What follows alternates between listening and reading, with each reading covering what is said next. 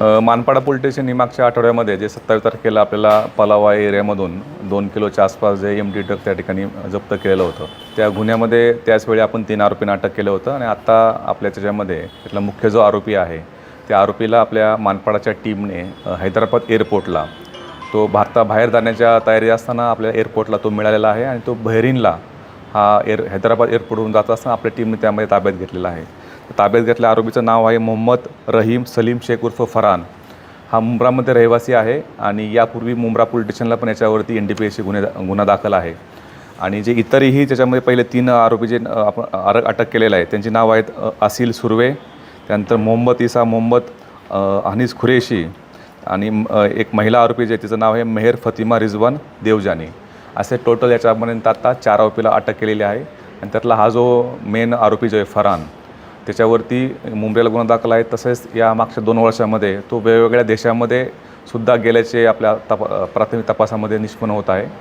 अशा प्रकारचा आरोपी आपल्या टीमने जाऊन त्या ठिकाणी पकडलेला आहे आणि त्याला आता कोर्टासमोर हजर केला असता त्याला 7 तारखेपर्यंत 7 जुलैपर्यंत पोलीस रिमांड त्यामध्ये दिलेली आहे. प्राथमिक तपासावरून तो कार डिलिंगचे व्यवसायामध्ये होता आणि आता 2 महिन्यापासून तो पलावा एरियामध्ये त्यांनी त्या ठिकाणी तो फ्लॅट भाड्याने घेतलेला होता आणि तो आणि त्याचे इतर साथीदार जे आता यापूर्वी अटक झालेले आहेत हे त्या ठिकाणी असताना ते MDचा देवाणघेवाणीचा त्या ठिकाणी ते धंदा करायचे असापर्यंत प्राथमिक तपासात निष्पन्न होत आहे.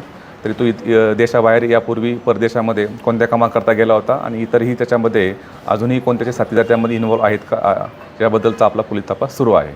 त्याचबद्दलचा सुरू आहे. वेगवेगळे अँगल्स त्याच्यामध्ये येत आहेत. इतरही साथीदार त्याच्यामध्ये निष्पन्न आहेत. त्याच्याकडून काही ह्याच्यामधले ठाण्यामधले असतील किंवा इतरही मुंबई भागातून सुद्धा तो अन्न किंवा नवी मुंबई या भागातून आणण्याबाबतचा येत असल्याबाबतची आत्ता प्राथमिक माहिती आहे. पण तो परदेशात कोणत्या कामाकरता जात होता आणि त्याच्याबरोबर इतर कोणते साथीदार त्या ठिकाणी त्याबरोबर होते या दृष्टीने आमचा तपास सुरू आहे. नाही ते जे यापूर्वीचे 3 आरोपी त्या 3 आरोपींना पण 7 तारखेपर्यंत पोलीस रिमांड दिलेली आहे. म्हणजे आता हे सगळे 4ही आरोपी सध्या आपल्या 7 तारखेपर्यंत पोलीस रिमांडमध्ये आहेत.